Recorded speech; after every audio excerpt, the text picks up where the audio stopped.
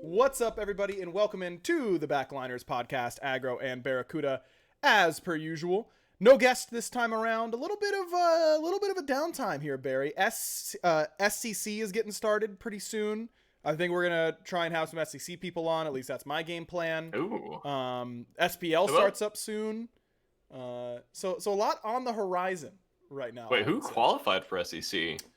I don't think I watched any of the games. Or wait, what was the stuff on the weekends for recently? That was SCC. That was SCC qualifiers. Okay. Yeah. It was like a round robin thing? Yes. Okay. It was like 6 team or 18. I don't know, dude. I'm gonna be honest with you. I didn't have to cast it, so I didn't pay attention. Like that's the way it's gotta be, man.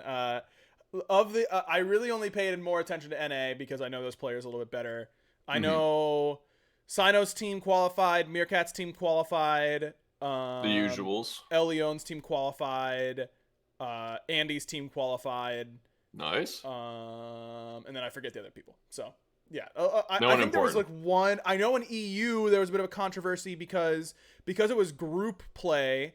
They talked about doing a strategy where it was like, we're gonna get we're gonna get the best teams all in the group because only 2 teams can qualify to 4 out of each group. So one team, like the top seed in each group, got to pick the teams in their group. You kind of like drafted them. Oh. And one team was like, oh, we're gonna screw over a good team. So they pick all good team, or they pick 2 other really good teams, hoping to screw one out. And then they lost and then didn't qualify to SCC and got roasted in EU. And I'm here for that. Oh, that's embarrassing. I did not know that happened. Yeah, no, it was. I should really, maybe. That sounds like good content. Yeah, maybe Meerkat can come in. Maybe I ask Meerkat for the story real quick, and we can report.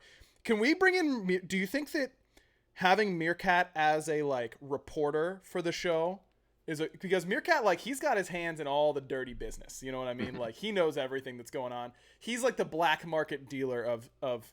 He's the underground of Smite information, and I would love to have a little like sound, like I press a button on my board, Meerkat's little face pops up, and he just like pops in the call real quick, and he's like, hey guys, hearing reports that Pagon is absolutely slamming another ranked game, but this time on a brand new Smurf, and like that's our weekly Meerkat report.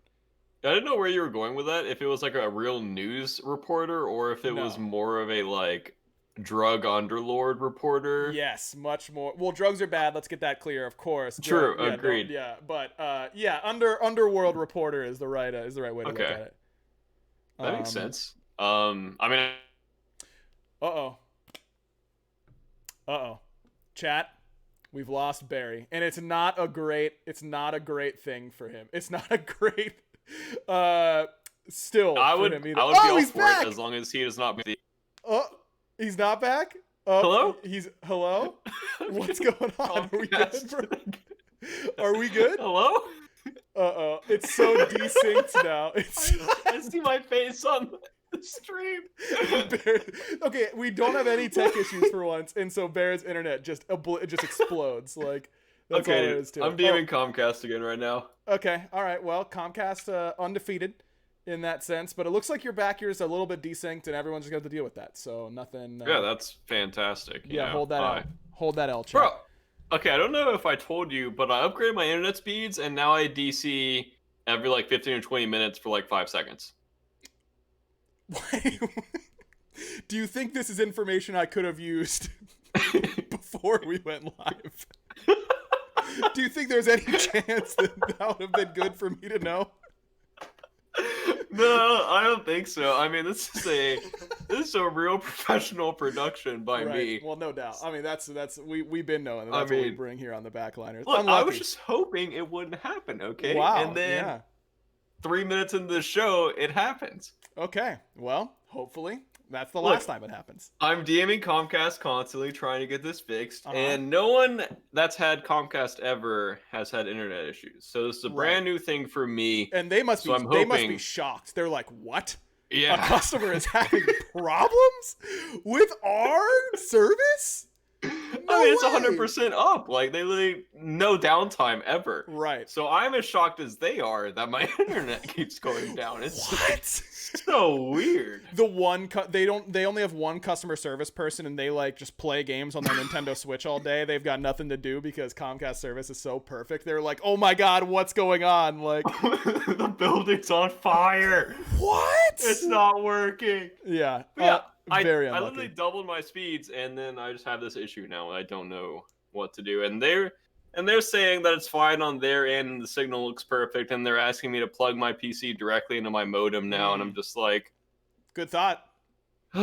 It's not that. It's not my router. I will say one time I called my ISP, very angry that the internet was down and it like wasn't working, and they were like, all right, well, we have to ask you to like unplug it and plug it back in from the wall. And I was like, fine, but that's definitely not it. And then I went to unplug it, and it was a little bit loose, and then I plugged it back in, and it turned on, and I was like, well played. Well, did you lie? Nope. Nope. You admitted that? I said, I guess it must have gotten bumped. I'm sorry I didn't try this beforehand, and I held that L. A moment of deep shame that I am now admitting live on the podcast. That was... I would have lied 100% in that situation. Very unlucky for me. That's that is painful. Say. Yeah, I would have hung up out of shame. Whoops, it went down. I don't know. They would have known. You know, I like to think that they at least respected me for being honest, but they shouldn't respect me for any reason. That's no doubt about that. I lost a little respect for you. Okay, that's very fair. I suppose. I'm glad to hear. Just a little unlucky. just a little bit unlucky, I'd say. All right, let's talk about patch 8.3 because that's the newest thing to Smite. Tiamat has been in Smite for a little bit. We didn't really go over her kit. And this is the competitive patch, right? Like the one we'll be playing on, no. Or like the big patch, right? I believe 8.4. Is there a bigger patch? I think 8.4 is what you guys start on, but I'm not sure. It'll be because basically is it 2 weeks or a month? I don't know, dude. Who knows? Time is irrelevant. It's all a circle. Sure. Do you want to go over Tiamat first? Or do you want to go over the 8.3 patch notes? We'll go over Tiamat first because it'll be a learning experience for me as well because she has so many buttons and so many creatures, you know. And she's OP. Okay, so let's start there because I got a little heated on Twitter this week. Oh, wow. Shocker. Shocker, right. Because Wolfie or Wilfie, the EU Wolfie, because Wolfie is Wolfie 2032. Wilfie is EU Wilfie. Like, that's how it works. Okay. Wilfie went out on Twitter and said that he thinks that Tiamat is the best god ever released in Smite's history. Wow. And that's wrong. I'm not entertaining it. I won't. It's an is this coming as a mid laner's opinion, or is this coming as an objective thought experiment? It is absolutely it's indefensible. It's an indefensible. Is it even in the argument, or is it just? I don't even think she's top 10. I don't even think she's top 10. She is really good. I do think that she's really strong. I think that she should get nerfed, and we'll go over the things that I think should be adjusted for her. But it is not close.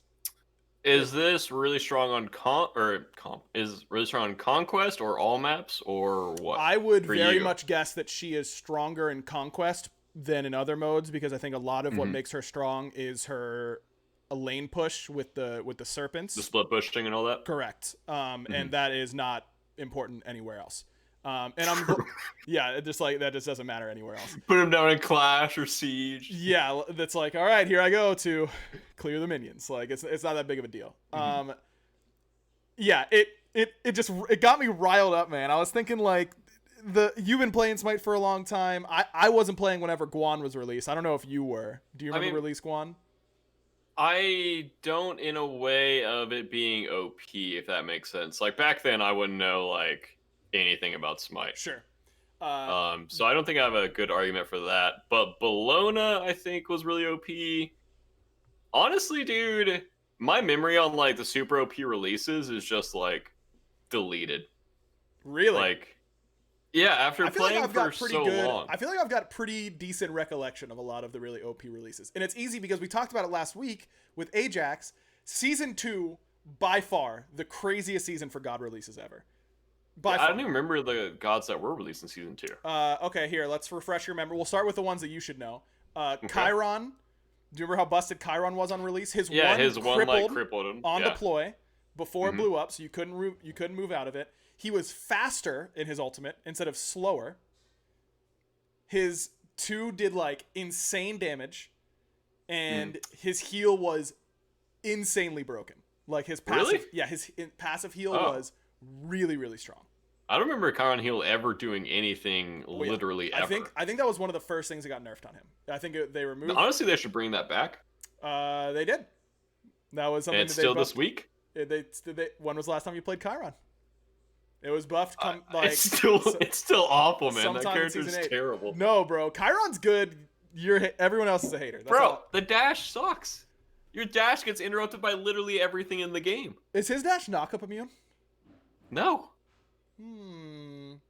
What if his dash was knock-up immune? You're a charging horse that gets interrupted by anything. If someone spits on you, you're interrupted. Chiron. Oh, you're not about it. Knock-up immune. Honestly, that would be check a for really that in patch nice notes change. in a couple weeks. I'm mostly trolling, but I am going to suggest it. I'm not kidding. That's. I mean, halfway serious. Like Chiron does need a buff, in my opinion. Yeah. Like, he just loses to the current front lines in the game, in my opinion. Unless you really need the cleanse in your team comp, I think there's just better hunters. Yeah, I think Chiron probably better in mid, but overall still very underrated. That ult does so much damage late game, and it's unpeelable damage. Like, you can't body block it, you can't do anything about it, and especially you can Aegis it, you can dodge it. You know, if you're halfway down a team fight, you know, hitting those shots are kind of difficult. Well, sure, but you're hoping that you're hoping, right, that your solo laner is making space for you, and they have to if you're having to juke like Osiris, you're not worried about like timing your Aegis for the Chiron ult. You can't even see it half the time. It's like in the middle of a chaotic team fight. You're telling me you're playing in the middle of a team fight is to Chiron ult down the whole team fight. If I can, yeah, from like behind a wall or something like that, yeah. Yeah. Keep going. Okay, listen. He's got good. Okay, now it's a Chiron argument, and I'm getting into it. All right, I'm a little riled up right away. All right, man. He's got good. Okay, he is pretty good at peeling for his mage. If you're playing with a high value mage, he's got a cleanse to help peel and a knockback, and he does decent enough damage. It's not. I agree. He's not the best. You can't say and a knockback. That's like saying Hui has a knock up. That does matter in team fights, doesn't it? Are you really going to be jumping to peel your mage? Are you not, Barry? No wonder you and Ben are always arguing about stuff. Of course you are.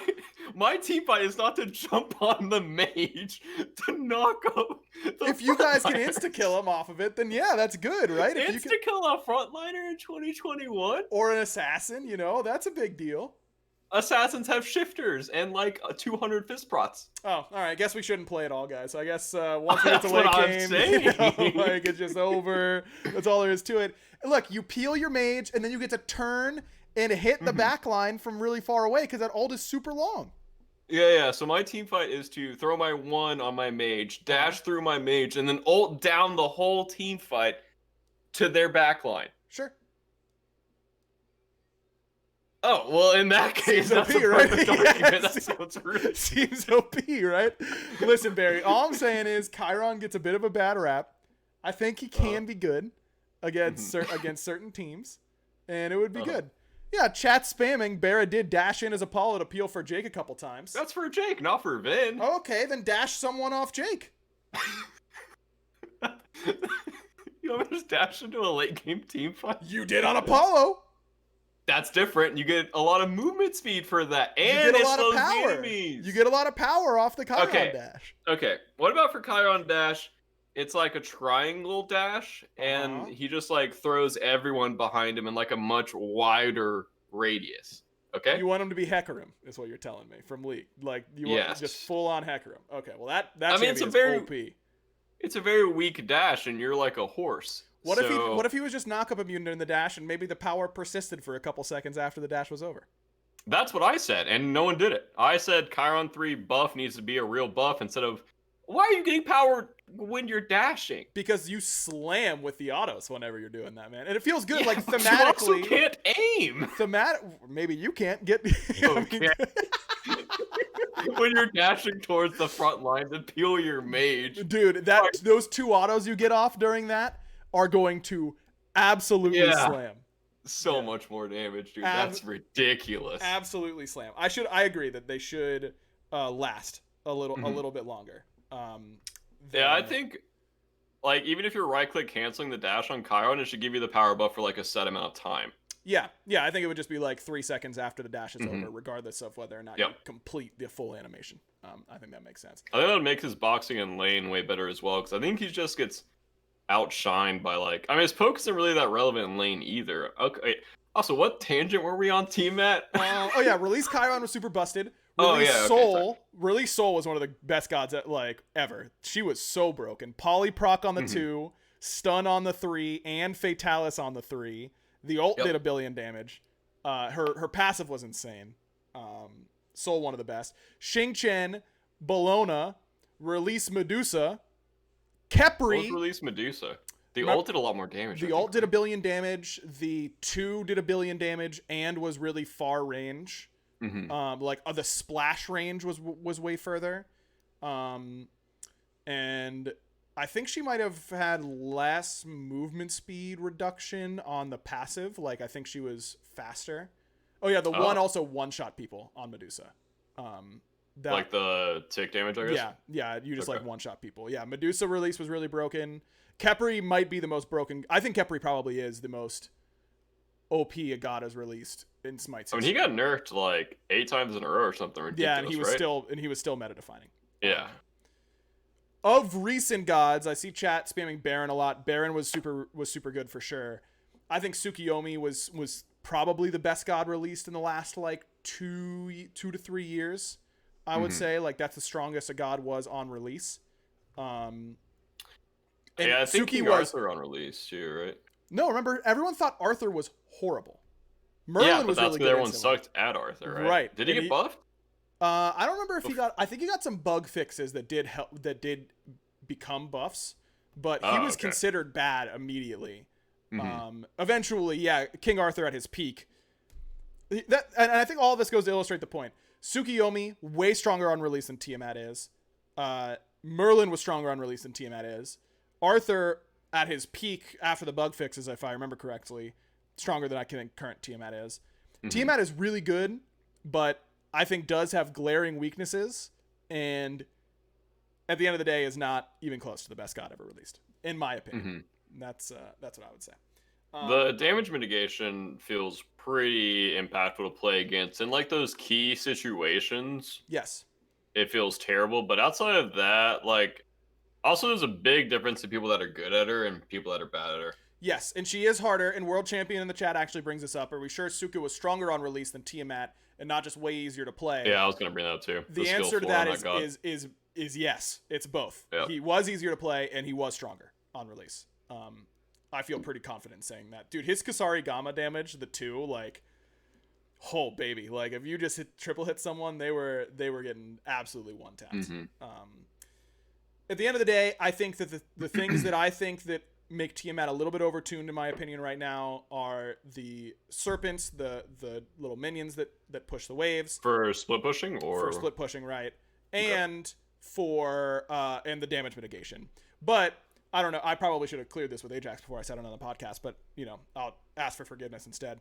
I will say that I did a lot of I got a chance to playtest Tiamat a ton before she came out, and I will say that there was a lot of our testing where both the minions and the mitigation felt completely invisible and were completely worthless. And there were times where they were stronger than they are now, but I do think that is a very easy knob to turn on that god. And it's closer to feeling useless than the community probably thinks, is what I would say. The mitigation and minions? Or correct, yeah, mitigation in particular. Like, the mitigation for a large part of the time that I play tested her did not feel impactful whatsoever. So, you know, and part of that, again, that was a god that took many, many reps before I actually felt like I was doing things, but and I think that that's a good thing. Like, it's fun playing a god that you're like, wow, I feel like I could have played all of these situations so much better. And then you get to do like 1 or 2 team fights in a game where you are like, yeah, I think I really played that close to optimally, and then you start to grow on that character. I think that that's fun. Do you think she's only a mid laner or solo laner as well? I think she's only a mid laner, would be my guess. Okay. I think that she needs to build pretty much full damage in order to, because the base numbers, especially in grounded stance, are so low that the CC is like valuable, but not that crazy. I also think like the mitigation feels so swingy only whenever she's doing a lot of damage, because if she jumps down and then you're both just like pillow fighting one another, who cares about the mitigation, right? If she's not going to kill you in that window that she buys, then the mitigation isn't even that valuable. So yeah, personally, I think she's much better with damage almost entirely. Yeah, I played against her in Assault a bit.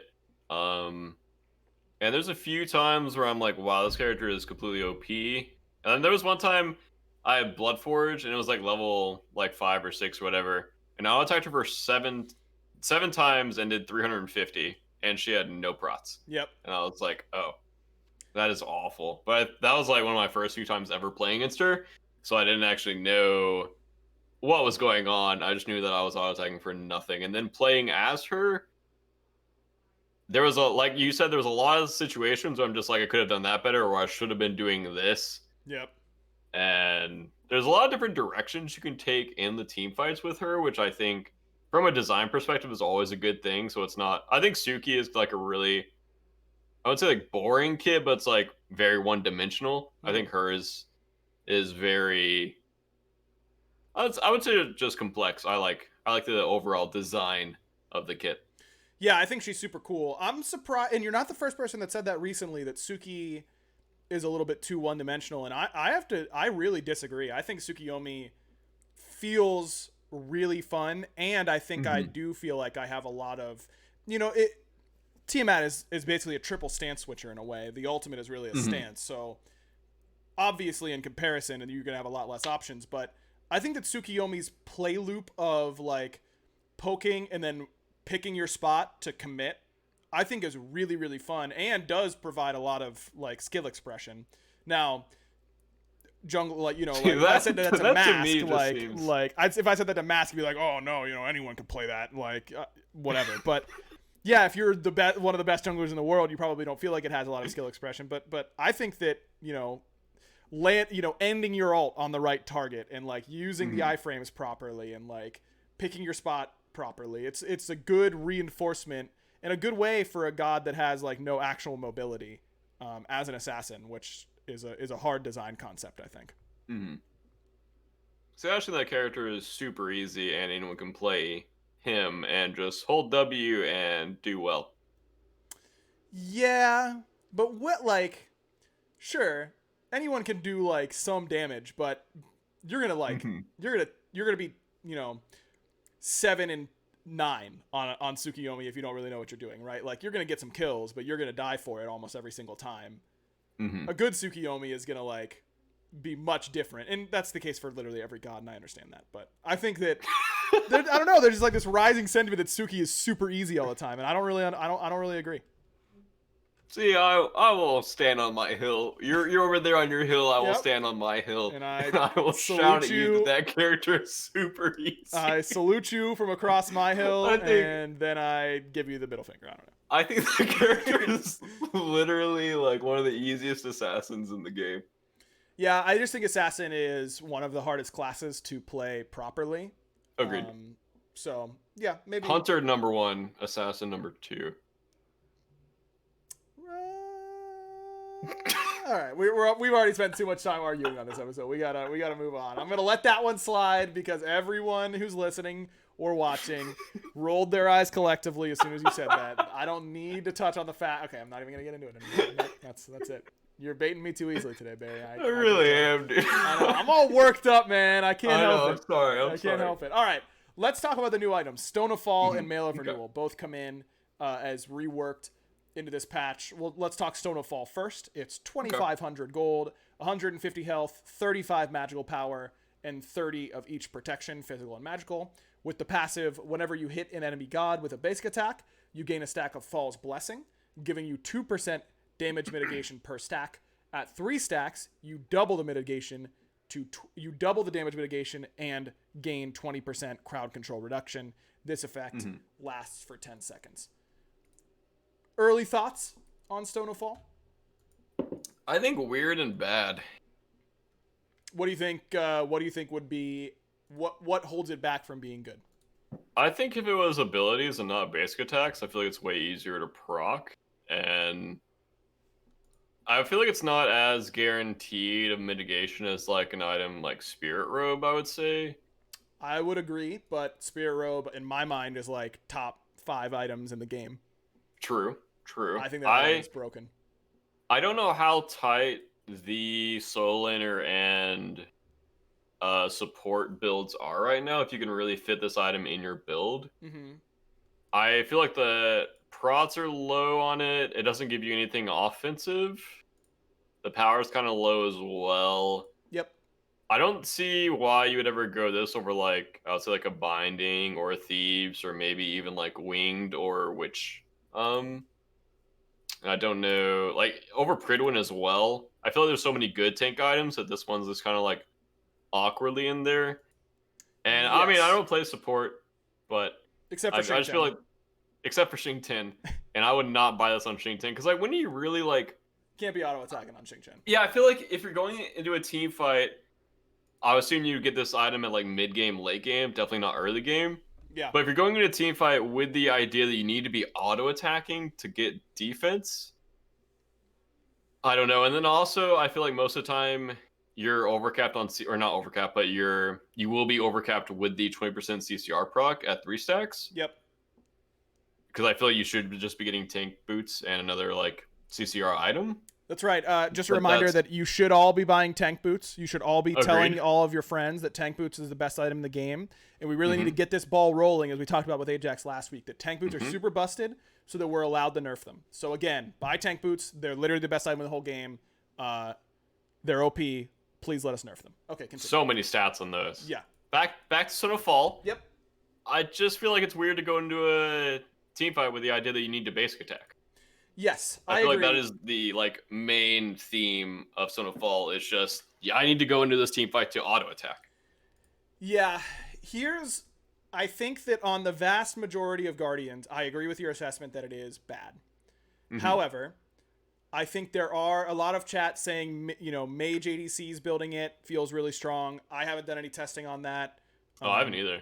I mean, 12% mitigation seems pretty good for just hitting 3 basics. I mean, it's a low power item, but you want to talk about survivability. I think there's probably a way where you stop building like lifesteal as your survivability and build Stone of Fall instead, and then get to stack more power elsewhere in your build to make up for it. That's something that I would be interested in testing. Bruiser Alquang, like solo Alquang with this item seems very strong to me. I think Athena, after her changes, already really good. I haven't tested if reach hitting multiple gods will give you multiple stacks, but that's a god that is going to end up using this really well if that's the case. And even if it doesn't, like you can proc reach on gods 3 times in a fight easily. And getting that much mitigation is very strong. So I think it's a little too early to tell for me.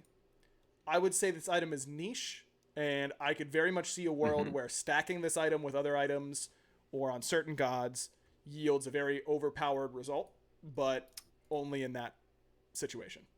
Yeah, I think also on mage ADCs, if you're going into a team fight with the idea, or like, it's weird because mage ADCs sometimes need a survivability item. I'm not sure if that's the case in this meta right now. Yeah.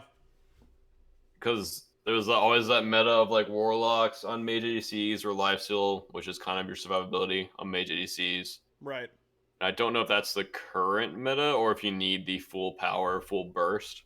I would have to do a lot of testing on that, but I don't think that's a Freya item. Maybe a Chronos item if you're being weird. Probably an Oleron item for sure. and probably not a soul item. What makes you say I agree? Freya, I agree because you only have a certain amount of DPS window on that character. Yeah, so say you got like 4 items you have to get on Freya. Right, like Freya makes sense to me that you wouldn't want it there. Kronos leverages scaling better than the other magical ADCs, so I would understand wanting a higher magical power item there for him. And the reason for that, by the way, is because his magical power goes into his auto attacks with a 2, and his 1 and 3 actually deal relevant damage. Olorun, I agree that it looks very good for him on paper because he already has sustain built into the kit, and you get a massive DPS increase when you're in your ult either way, so you can afford to go. I mean, like the Twig Relic Dagger build that he was going. You can kind of afford to do that.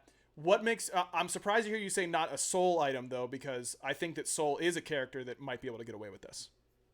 I feel like on soul you just want as much damage as you can get in your kit, and I don't know if there was, just because we were talking about it earlier, I would say a Tsukiyomi on the enemy team that I could play around the mitigation on him during a team fight and kind of prevent his damage, like get the stacks going before, and then right as he hits me, I do the 3rd stack and try to play around that way. I would do that. But if the team fights are very inconsistent damage, like I don't know exactly when I'm going to get bursted or exactly when I'll be dove, then I don't think I would get that item on soul, and I would play more of a like burst mage style, I think. If that makes sense. Yeah, I've always wanted soul to be more of a mage than a mage ADC, because I think the way her 2-4, the BaRRaCCuDDa combo as they call it. The way that those two feels really good to me, but you know me, I'm not trying to hit my autos all the time. Soul auto attacks don't feel great anyway, sorry. Well, they used to feel really good. They had to get nerfed a couple of times. I think that a little bit of power went back into those, but at some point last year, but probably not enough. I don't know. I just think that I guess it's in a world where soul is good enough because her passive is good enough. And if her passive is good enough, I think you probably could get away with an item like this because you get so much damage from that passive either way. Yeah, I don't know. I think it's something to be worth testing. You can check out twitch.tv/BaRRaCCuDDa with 2 R's, 2 C's, 2 D's, and he's gonna be testing that sometime this week. I can probably. Or just twitch.tv/2 R's, 2 C's, 2 D's. Right, because it automatically links you there. Right, exactly. Yeah. Also, one last touch. I think it's a little bit too expensive. Yeah, 2,500 is pretty expensive. But I mean, it's not that expensive, but for supports, it is kind of expensive. I would say. Yeah, and also for mages, for like a utility item, 2,500 is kind of hard. Like Relic Dagger is easier to fit in your build, sure, because it's cheaper. But for Snowfall, 2,500 is like, well, why not just go like a Deso there instead? Yes, agreed. All right, Mail of Renewal, the other new item this patch: 2,400 gold, 300 health, 15 HP 5, and then 20 of each protection of physical and magical. And this passive's a bit of a doozy, so here we go. I'm assuming I'm explaining how this works to BaRRaCCuDDa right now. When you are hit by enemy god, you gain a stack up to once per second, increasing your protections by 4. At max of 5 stacks, they last for 5 seconds each. At max stacks, upon being hit, you are immediately healed for 15% of your maximum health. Allies within 35 units heal for 15% of their maximum health over 20 seconds, and this has an ICD or an internal cooldown of 60 seconds, so it can only happen once per minute. So let me explain like your 5. Every time you get hit, you're gonna up your protections. At max stacks, I'm doing math live on the air. It's easy math, but we're gonna do it. Whenever you've got 40 of each protection, that's what you'll have at the very max. Is you'll have 80 prots total across the passive and the base stats. 80. Did I do it? Yeah, 80 because it's 40. You'll have 40 physical and 40 magical. Oh, I thought not 80 of each. I was like, good lord, where am I misreading this? No, you've made me panic for a second there, man. I was panicking, dude. 80 prots on. Okay, continue. Sorry. I know. So you'll get 20 stacks from the passive of each protection. Once you are at that stack limit, if you get hit again, you then will instantly heal for 15% of your max health as a burst heal. And then a slow heal will begin on your teammates around you. That's the game plan. I've seen a lot of Mail of Renewal in games. It has not felt as impactful as I thought it would. It doesn't mean it's not good. I think it probably is pretty good, but the numbers jumped off the page for me on this item, and it hasn't felt that way quite yet to me, at least in my experience. Yeah, I thought it was going to be super OP, and then Jake talked about it, and Jake said it was bad, and then PBM talked about it, and PBM said it was bad, and I was like, okay, I will just take y'all's opinion for this, because I think it looks good, but I meant to ask, do the procs stay after the proc, or how do the procs work? That is a good question to which I do not have the answer. Based on the wording, I would guess no. I would guess that it consumes the stacks, and then heals you. That's what I would assume as well. Chad is telling us that you do not keep the stacks. I think the AoE on it is a little small. Yeah, I think 35 units. Yeah, that is kind of. I think it's the same size as like meditation. I think. No, med is definitely bigger. I don't know exactly how big med is, but.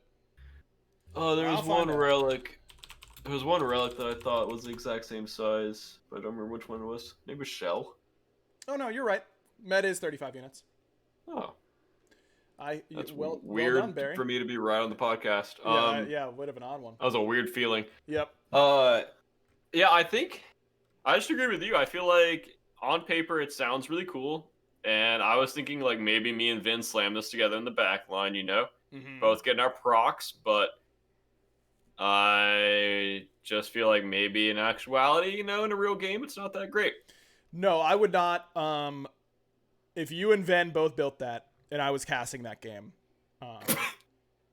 I would not be very kind about my thoughts about it. That's what I'd say. Also, I think the 20 seconds is a bit long. Maybe lower that to like 10 seconds. Yes, I agree with that. I would like to see that number be lower. I mean, I assume you're trying to heal backliners with this, but even still, if you're trying to time your teammates being around you to proc your Mail of Renewal proc on them, they have to be kind of close with the or with the 35 units.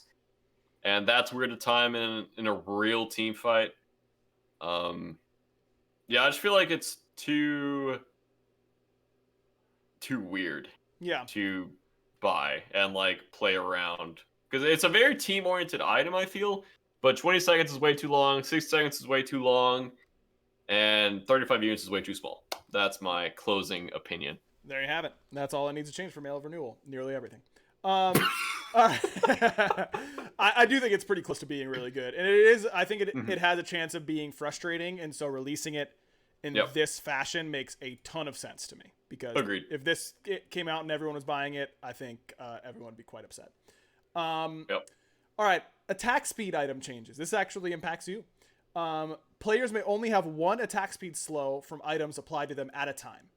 So things like Ichabal, Mannequins, Midgardian, Witchblade, Frostbound, you only have the strongest one on you at any given time.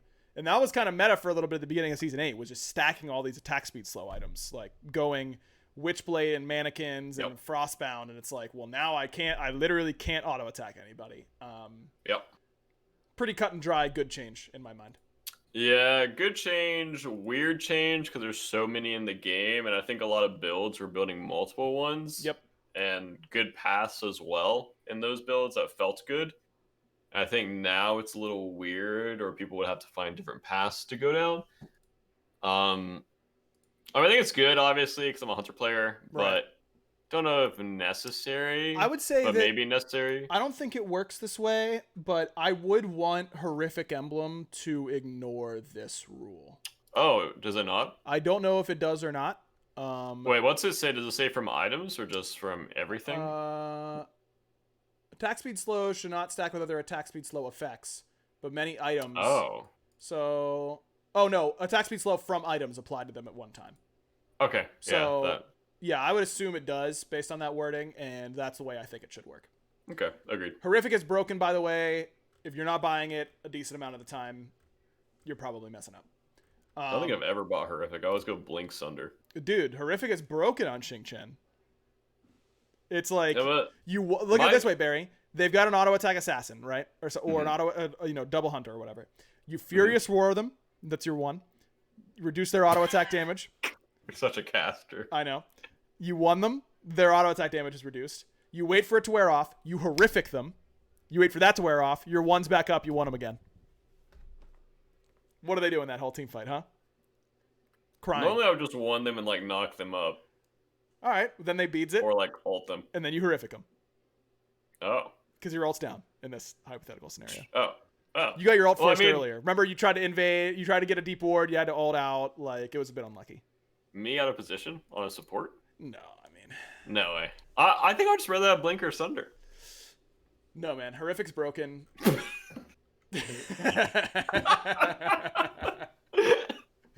heard it here first. Sorry, dude. Yeah, it's all good. My bad. Benevolence. Another. Did I skip over one? No, I didn't. It's a little bit down. But this is kind of paired in my mind with Sentinel's Gift, going from 500 to 600 gold. So a nerf for that item, well deserved. Benevolence. Increased health from 75 to 100. Increased gold per 5 from 2 to 3. And, this is important, item now has a minimum bonus gold and bonus XP value of 1. So no matter what, you're getting at least that extra gold and experience. I think that Benevolence now does compete with Sentinels much better than before. Agreed. I don't know if it's going to be the play. I'm not a math guy, as you guys couldn't tell by the fact that I was scared to do 5 times 4. But we got there. We would need like a flare boot here to really break it down and see how much gold and et cetera, et cetera, et cetera it's actually worth like per minute to see if it's actually good. But I mean on paper, +2 to +3, like that's a big change. That's a big change. And like all those little mini +1s for all for like all the little harpies that you're splitting and all that kind of stuff, like that adds up pretty quickly. I think it is worth it to buy it and test it now, whereas before there was really 0 reason to ever buy that item. Agreed. Holy cow, we've been live for 45 minutes. Barry, have we been trolling this whole time? This podcast has been live for nearly 42 minutes at this point.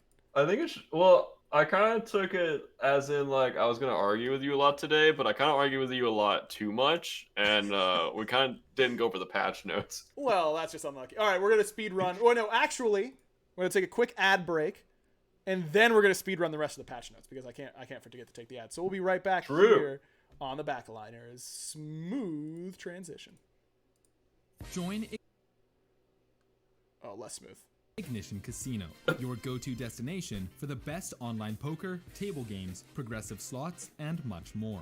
Sign up with the promo code Ignition777 and deposit using Bitcoin to get 25 free spins on 777 Deluxe. I wish you guys could have seen Barry trying really hard not to laugh during that ad because he knows his mic has to be live. It was it was very cute. It was very well done. I just missed the timing on not smooth. I might go back and watch that. Okay. Unlucky. Speedrun. Mannequin Scepter, better but bugged, so I can't tell if it's good. Eye of the Jungle, really good now. I'm buying it a ton in the jungle. What was the change? Increased magical power from 20 to 25. While in the jungle, you gained 15 HP5 and 10 MP5. Yep. Decrease the normal HP5, and then decrease the attack speed to de-incentivize stupid hunters from abusing it as per usual. Yep. Though Protector of the Jungle did get nerfed. Decreased physical power from 65 to 55, and magical power from 100 to 80, and decrease the attack speed from 35% to 25%. All good changes. Sands of Time buff, decrease the cost by 50 from 800 to 750. That matters a lot because it's an extra potion. And increase the MP5 from 5 to 10. Sands of Time, much better. Conduit Gem, I've liked less and less the more I've played with it. And when I do buy it, I'm only buying it on gods that I could abuse Gem of Focus on, because I think Archmages is significantly worse now. Too many people still buy it. Oh, really? Yeah. Gem of Focus is the wave. That's what you should be doing. Like Nika was buying... Was it Nika? You gotta make sure I'm roasting the right guy. Yeah, it was Nika. He bought Archmage's Gem on Chang'e instead of Gem of Focus. Gem of Focus is broken on that character. Like, true. 9% damage increase, 9% movement speed increase, decreased damage taken. Like, and you're spamming buttons on that god. He's trolling. Maybe Archmage is better for you, like your blink ult one shot. That's what. Okay, but that's what he said, Barry. But you're doing that either way. Like, if that mage or ADC doesn't have relics. Mm-hmm. They're dead to your blink one shot anyways, right?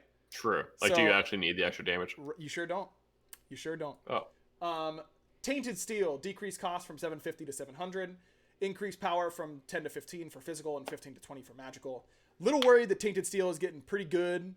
Yeah. And it might start just getting bought because it's good. It's kind of one of those things that just like keeps getting buffed and keeps getting buffed, and then it's thrown in the meta and everyone buys it. Yep, agreed. I think we're approaching that, and hopefully not there quite yet.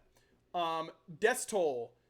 Here's an interesting shift, and I am curious on this one from you.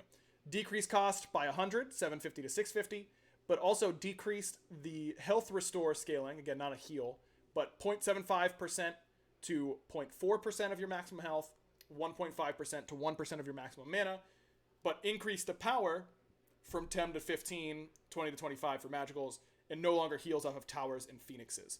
How do you think this, because it's a shift, right? It's a lot less sustain, but more power, a little bit cheaper.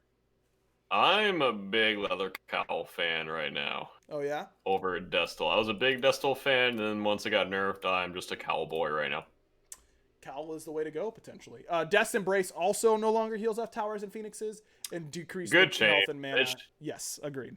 It should have never done that to begin with. Yeah, it is. I will say that it's not. It wasn't a bug. It was consistent in that way. On hit effects, only they don't check if you did any damage. They don't check what you did the damage to. It's if you're auto connected with a legal target, restore this. And so it was consistent. I think making it inconsistent is just better for the health of the game, though. Yep. Personally. Vampiric Shroud decreased cost by 100, which is a massive change. 850 to 750. And decreased health restore from 6 health to 4 health. Decreased physical protection from 15 to 10. And increased magical power from 15 to 25. This item just got so much better. So much better. Agreed. Haven't tested it enough yet, though. Before it was a little garbage, and now it's viable. Same with Benevolence. Agreed. In my opinion, same like shift. Agreed. Both War Flag and War Banner buff duration goes from 8 to 10. Feels good. Don't know if that really makes the world of difference. I think we'll have to see a lot of offensive lanes in SPL/scrims and all of that, and see people buying War Flag and experimenting with it to see if that actually makes a difference. Barry, how come every time we think like, oh man, we've got nothing to talk about in this week's podcast, it goes every time? Like every single time. I think it's just Are we too good looking and good at our jobs? Like, is that the problem here? I'm a very good instigator, and you're very good at talking and being very passionate about several things. Right. Like, you can be passionate about nothing and still argue me about it. Right. The lower the stakes are, the more invested I get. Like, it can't be about anything important. Like, that, it has to be completely irrelevant. That's a key part of my personality. Also, why is dog water being said now? Because is that a Smite thing? No, I think it started in other esports, but let me ask, I'll answer your question with a question. Do you want to be dog water? Like, no, I don't. Right, there you go. That's why it's a thing. But like, I wouldn't want to be like cow water. Yeah, but no one like interacts with cow water regularly. You know what I mean? No one interacts with dog water regularly, I hope. I mean, you kind of do, right? If you have a dog, you're like watching them drink it. Especially if you have like a bigger dog and one that drools a lot, you like see it kind of drooling into the water, and it's like gross. Okay, that makes sense. My dog, of course, too perfect to do that. She's a little cute patootie. Definitely not a drooler. Not that drooling's a bad thing, but it's just gross. She drools whenever she's cuddling with you on the couch, and that's cute. Like, dude, you know, Hero started doing that now. Luna was a drooler, and now Hero's a drooler. Yeah, it's cute. Like, drooling might be contagious in cats. Holy cow! Watch out for that. Sorry, back to patch notes. Right, back to patch notes. Hachiman decreased the post fire on his ultimate from 0.73 to 0.4 seconds. But it was way too long the first time. Does it feel better now? Way better. It feels... I mean, obviously it's not like it felt before the change at all, but it feels way, way, way better. I said he was unplayable. Yes. With the 0.75 or 0.7, whatever it was. And he feels good now. And that's, yeah. We love that. Set lost the ability to trigger item effects on his second ability spawn of Set. This matters because when he's in his ultimate, this ability will cast automatically as you hit auto attacks. And so you're getting tons of Hi-Rez or Bumba's Hammer procs. Does this move him, though? He's kind of considered the best god in the game by a lot right now. I mean, it depends on how much pros view his early game power versus late game power, or people actually buying Hi-Rez. Some set players don't buy Hi-Rez.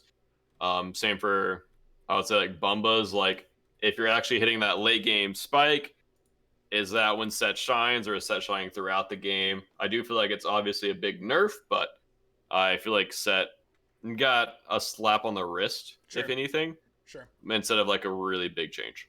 Mulan, kind of on the other end of the spectrum, she got a massive buff. Oh, yeah. Increase the slow duration on her 2 from 2 to 3 seconds. Decrease the cooldown on her 3. It used to be 16 seconds flat. Now it's 16, scaling down to 14. And now you can cancel the ultimate early, the change that everyone has asked for forever. I think Mulan, immediately one of the best warriors in the game. Yeah, I think she might still suffer in the same way she did, where like her late game is still kind of weak. Yep. But I mean, on paper, obviously she has to be way better. And also, a 3-second slow at level 1, or whenever you want to level this ability, has to be insane. Yep, and that ability does a cajillion damage. Yeah, from a carry perspective, I don't know why everyone's not spamming Mulan, and I just hope they don't start spamming Mulan, because that character is really annoying as a backliner to deal with. Maybe it's the Thorns nerf, because every time you'd ult in, you just pop Thorns. Yep. Yeah. Maybe that's it. I think here's maybe I don't tell the whole world, Barry. No, maybe I do. Well, you already did. All right, here we go. Chat, listener, valued customer. I've got something to tell you. In Season 8, you can still buy Thorns. And have it do something. Say that. You can. It got nerfed. You said that. You can. But you can still buy it, and it can still be good. Aggro. I said it. Okay. Bro. I said it. We were having so much fun. I know, but it's got to be said. I was buying crit every game. Unlucky. All right, we got to keep going, Barry. True. Athena got damage on the taunt. She's real good. She has to be OP now. Yeah, she's real good. I do think her support might have not changed that much, but solo and jungle, I think she got a enormous buff. Potentially the biggest single text buff a god has ever been given. When you think about it this way, don't think of it as now deals 50, 80, 110, 140, 170 plus 30% scaling to the 2. Think of it as we just added 50 to 170 base damage on the first ability you hit. Like, just imagine that that's the buff, and it seems absurd. That's because it probably is. Really good. Horus got some cooldown changes, 16 to 13 on both of his abilities now, 1 and 2. Feels pretty good. AMC bugs, so can't really talk about it. Gibalanke. Good joke there. Yeah, Gibalanke increased max darts that enemies can be hit by from 3 to 5, and he gets more darts total, 10 to 15. I'm surprised that people aren't talking about it. Have you played Gibalanke at all? I imagine it feels really good. I was about to say, I haven't played him, so I don't know how good it feels like when you're trying to hit that max range dart, but I mean, obviously on paper, flat buff. I've always thought Gibalanke was insane, so I think he might actually get some play now. Yeah, I think he's really good. Thor gets 10% more scaling on the final hit of BaRRaCCuDDa Barrage. Good, but nothing wild. Unstable Manifestation, that's Soul's passive. Heat now takes longer before it starts to decay, from 4 seconds to 6 seconds. Haven't played her yet, but that was really annoying to upkeep, so theoretically that feels a lot better. Haven't played her, but she's still dog water. Unlucky. And you don't want to be dog water, as we've covered. No, you do not. Opwash, passive. Increase the healing from 5% of your max health to 7% of your max health whenever you pick up a corpse, and increase the initial damage scaling on corpse explosion from 10 to 20%. Dirty Bubble Opwash maybe coming back with this? Yeah, I was about to say, on the 2, is that just without the bodies? Correct. Okay. So basically it just adds 10% all the time instead of having to worry about how many corpses you have. It's a much more consistent change. The ability might do damage now? Well, no, not when you don't have bodies. No, not without corpses. It'll never do damage without bodies. No, it just never. Well, in that case, still dog water. Unlucky. And you, again, don't want to be that. And the final one, Loki, the 3 Flurry Strike increased the scaling from 18% to 25%. Increased scaling total from 160 to 195%. So what? Well, I've seen a lot of Loki in ranked recently. Seems like he's kind of picking up in popularity right now. Yeah, and I hope he kind of never becomes meta, because I think his kit right now is really annoying as a backliner to play against and play around. And if they can just straight up do more damage with the 3 now, whereas like you're feeling threatened to Aegis it as a carry instead of the ult, you're not loving that. Yeah, but I agree with all that. But I'd still rather play against this iteration of Loki than the old one. True. Agreed. And it personally is not close. Agreed. All right, that'll do it for us this week here on the Backliners podcast. Of course, we have to have our random question of the week, which I have not thought of up until this moment. First question in chat, maybe? No. Actually, I did have one. One because someone brought it up in chat. I was arguing the other day with Nika because Nika really, really, really, along with Hazer, really hates Ed Sheeran. Hates him. I guess the music, but like not a troll hate. Like no, he like hates Ed Sheeran. I don't get it. I really don't. Ed Sheeran's not breaking any, he's not breaking any boundaries in the music space. He's not, creating something that no one's ever heard before, but it's not bad. It's like, it's good enough. I don't understand how you could be angry about Ed Sheeran, number one, but maybe it's like a jealousy thing. Maybe it is. Ed Sheeran, not exactly, when you think of like rock stars or whatever, he's not like that attractive dude who's going to be like, it's like, oh, it's that guy. Like, maybe they're just mad because Ed Sheeran, like, a little bit awkward looking English guy, is now like beloved, Maybe that's it. I think Ed Sheeran's he's got his thing going for him. And I'm not offended by it.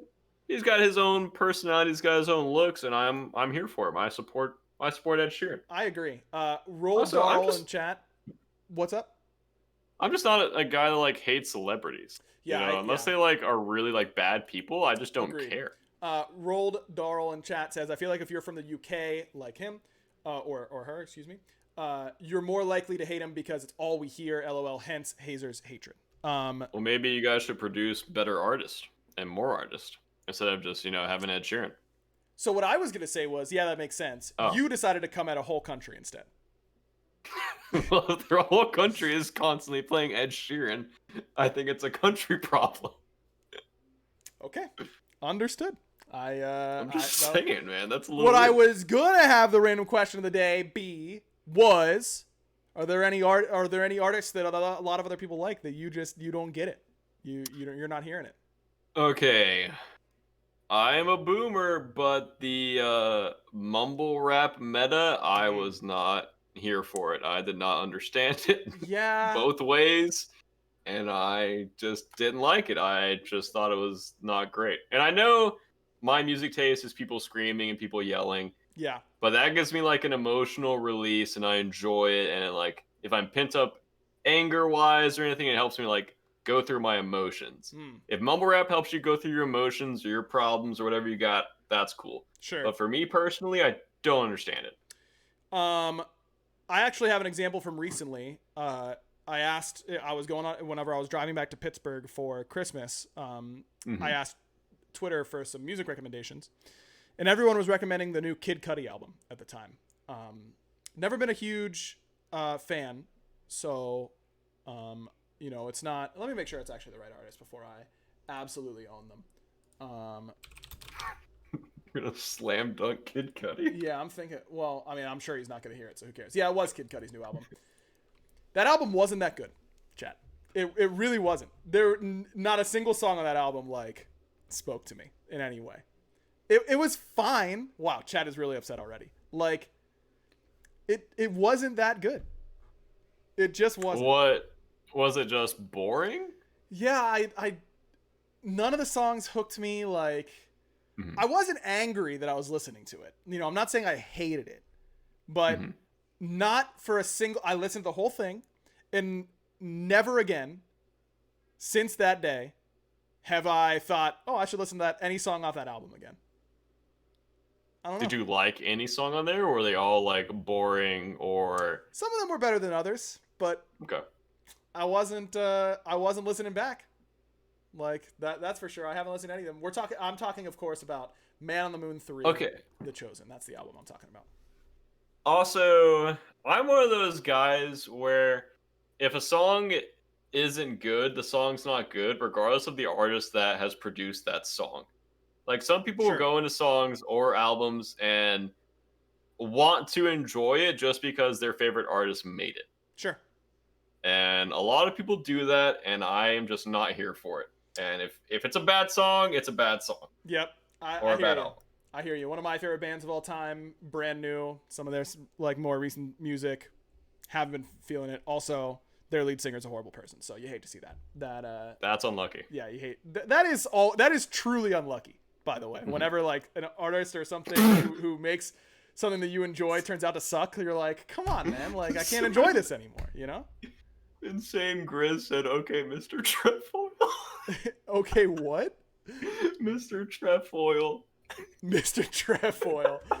I think I still have some left over. F you, chat. I'm going to eat some trefoils. Like, people are holding this over your Why are you booing me? I'm right. I think about that quote all the time, and I'm gonna get that tattooed on me at some point. Like that's. Also, I'm just not a quote guy. Well, that's just wrong. Like people that quote SpongeBob, Destiny will quote SpongeBob all day. I do. Or like any other movie, and I'm just not here for it. My memory is not good enough to remember quotes of movies, quotes of cartoons. Like I remember like Smite voice lines way more than anything else. Yeah, well, I don't know what to tell you, man. I mean, I'm a huge quote guy. I think you should leave. Terrible show. That's the end of the show, everyone. I can't sit in the same call with BaRRaCCuDDa any longer. He's insulted me to my very core. It's an awful show. Don't even say that. Listen to prediction stuff, all that kind of stuff. I don't even want to. I'm muting your mic. Yep. No bye from BaRRaCCuDDa this time, chat. I'm in control here, and I'm ending the show right here. That's it. See you later. My goodness. What an embarrassment. Horrible show, Barra. Horrible.